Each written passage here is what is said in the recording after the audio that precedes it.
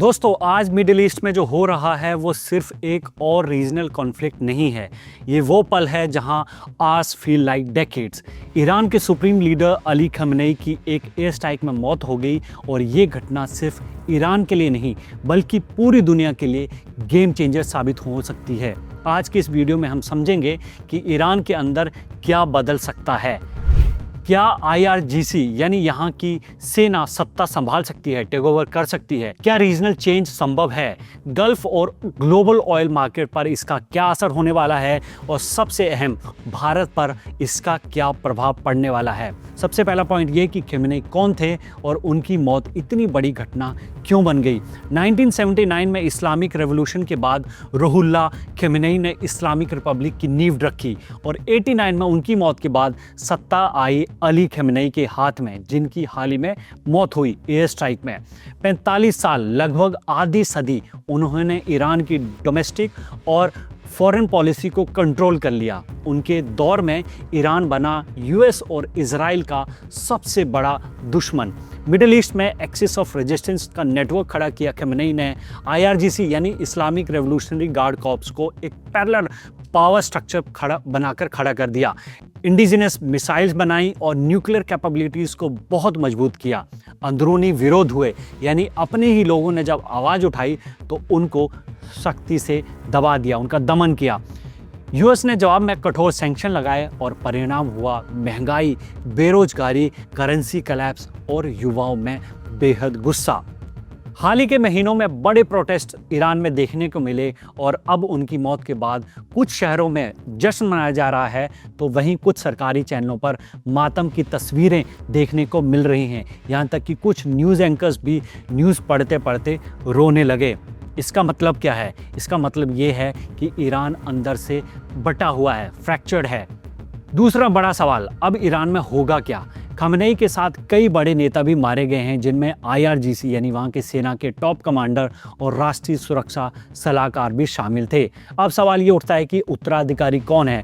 कौन ईरान में सत्ता संभाल सकता है? ईरान में 88 मौलवियों की एक संस्था है जिसे कहा जाता है असेंबली ऑफ एक्सपर्ट्स। वही नया सुप्रीम लीडर चुनेगी। तब तक एक टेम्पररी काउंसिल शासन संभालेगा। अगर बात करें प्रोबेबल चेहरों की, संभावित चेहरों की, तो इनमें सबसे पहला नाम आता है मोहसिन कौमी का।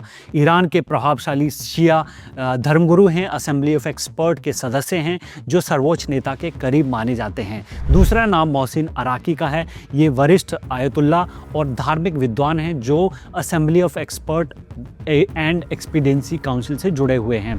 तीसरा नाम इस लिस्ट में मोहसिन एजई का है। ईरान के मुख्य न्यायपालिका प्रमुख हैं और सख्त रुख अपनाने वाले प्रमुख न्यायिक चेहरे भी हैं। इसमें अगला नाम हासिम बुशैरी का है। कौम के वरिष्ठ धर्मगुरु हैं और असेंबली ऑफ एक्सपर्ट के उपाध्यक्ष हैं।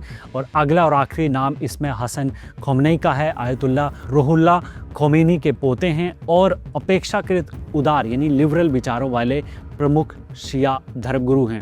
ये सभी सिस्टम के लॉयलिस्ट रहे हैं, यानी कंटिन्यूटी का ऑप्शन मजबूत दिखता है इन लोगों के साथ। लेकिन 3 बड़े सिनेरियो अभी ईरान में बनते दिख रहे हैं। सिनेरियो नंबर 1 है कि सिस्टम की कंटिन्यूटी रहेगी, यानी जैसा सिस्टम चल रहा था क्या वैसा ही चलता रहेगा। सिनेरियो नंबर 2 है मिलिट्री टेकओवर का, IRGC सीधे सत्ता संभालेगी क्या। और तीसरा सिनेरियो अभी यहाँ बनता दिख रहा है रेजिम कोलैप्स का, यानी पूरी व्यवस्था ईरान की ढह जाएगी। तो तीसरा जो प्रश्न है कि क्या IRGC यानी यहाँ की सेना सत्ता पर कब्जा कर सकती है, टेक ओवर कर सकती है। IRGC पिछले 40 सालों में सिर्फ एक सेना नहीं है बल्कि एक पॉलिटिकल इकोनॉमिक एम्पायर बन चुकी है। प्रोटेस्ट क्रश करना, प्रॉक्सी वॉर चलाना और रीजनल ऑपरेशन संभालना, ये IRGC की ताकत रही है। जब मिलिट्री बैक लीडरशिप के लिए नाम आएगा तो नाम सबसे आगे आएगा अली लारिजानी का। अगर ऐसा हुआ तो ईरान पाकिस्तान या इजिप्ट जैसे मॉडल की तरफ जा सकता है जहां सिविलियन फेकेड है, मिलिट्री कंट्रोल है, यानी सामने से तो नागरिक मुखौटा हैं मगर असली कंट्रोल मिलिट्री का है। लेकिन यहाँ एक समस्या है। समस्या ये कि IRGC अपने टॉप लीडर्स को बचाने में नाकाम रहा। 48 से ज़्यादा टॉप कमांडर्स उनके मारे जा चुके हैं। तो ऐसे में इनकी क्रेडिबिलिटी पर सवाल उठना शुरू हो गया है। तो अगला सवाल यह है कि क्या रेजिम चेंज संभव है ईरान में? अमेरिकी लीडरशिप खास तौर पर प्रेसिडेंट डोनाल्ड ट्रंप खुले तौर पर कह चुके हैं कि ये ईरान के लोगों के लिए सबसे बड़ा चांस है। पर रेजिम चेंज बोलना जितना आसान है, क्या करना उतना ही मुश्किल नहीं है। अगर ईरान की परिस्थिति को देखें तो ये भारत से आधे जितना बड़ा है, पहाड़ी और जटिल जियोग्राफी है, 80+ मिलियन की आबादी है और एक मजबूत मिलिट्री ढांचा है, इनके पास स्ट्रक्चर है। रजीम गिराना इतना भी आसान नहीं है। और अगर रजीम गिर भी जाए तो फिर लीड कौन करेगा?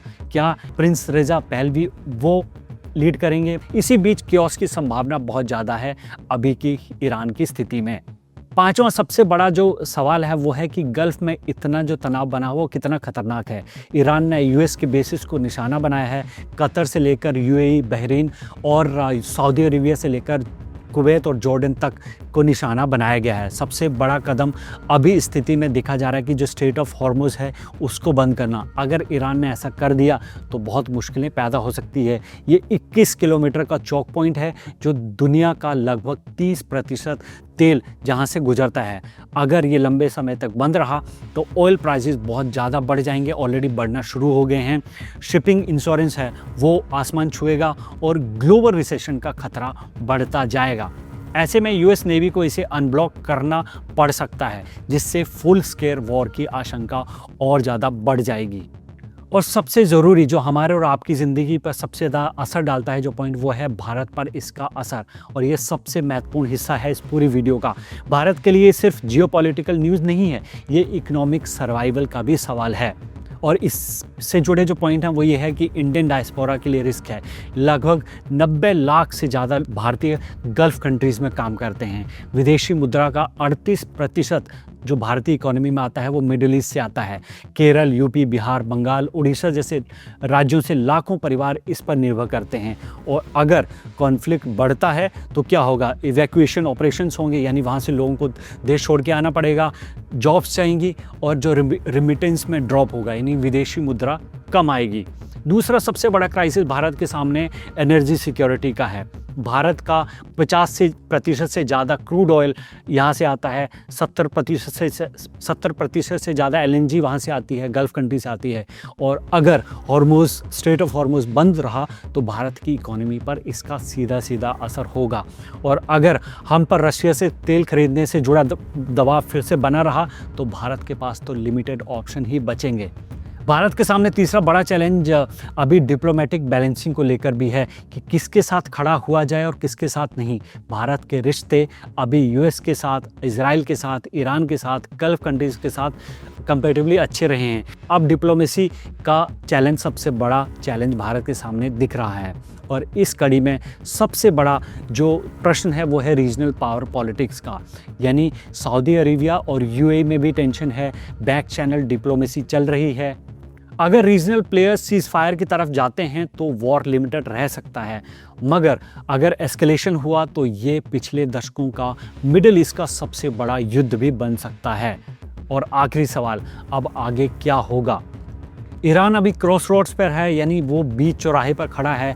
वहाँ थियोक्रेसी 2.0 यानी धर्मतंत्र का 2.0 नया वर्जन आ सकता है, मिलिट्री स्टेट बन सकता है, सिविल वॉर हो सकता है, या फिर नेगोशिएटेड सीज फायर हो सकती हैं। दोस्तों, ये सिर्फ एक लीडर की मौत नहीं है, ये पूरी व्यवस्था की परीक्षा भी है।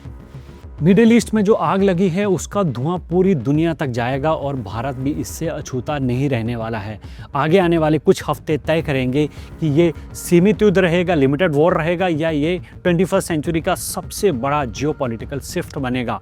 आपके हिसाब से ईरान में क्या होगा? कंटिन्यूटी रहेगी, मिलिट्री टेकओवर होगा, या रेजिम कोलैप्स होगा? कमेंट बॉक्स पर अपनी राय ज़रूर दें। मैं मिलूंगा अगले अपडेट के साथ। Thanks for watching.